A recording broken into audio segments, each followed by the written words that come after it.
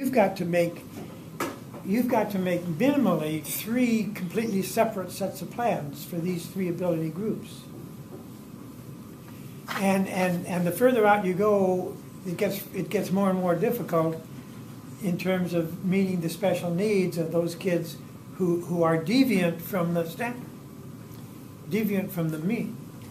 In hearing you speak, I'm wondering then, do you feel like we may have been better off prior to inclusion, when there was less variety of student in each classroom? Oh, that's a tough question. Inclusion has hundreds of very, very excellent reasons why it exists. Mm-hmm. On the other hand, it did away with some things. And one of the things it did away with was like my kind of a classroom when I had it, and I had these kids. As schools became more and more inclusive, they placed demands on teachers which are unreasonable.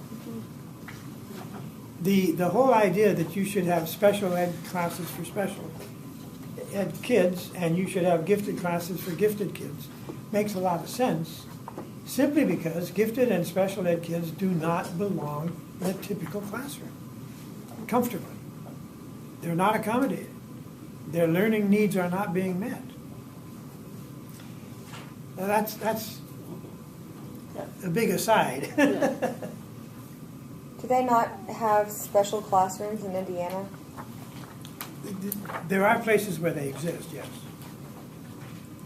but not typically. Just kind of going along with that, I did my student teaching at Brown County Junior High, and I didn't get to be part of the selection process, but they have an advanced art class and what they call gifted and talented art class. So I taught like 7th grade classes and 8th grade classes, and then I had 1 advanced class and 1 gifted and talented class, and they had to submit portfolios to be selected to take the class. So I don't know if they actually fell under gifted and talented, but I got kids in a classroom who were more talented in art, at least, and it gave me the opportunity to do a lot more with them as opposed to just the regular 7th or 8th grade classes. The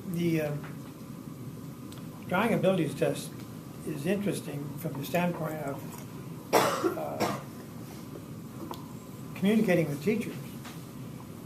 Teachers typically don't like the results when they get them back graded. And I have to write an explanatory letter each time that hopefully will move them away from that.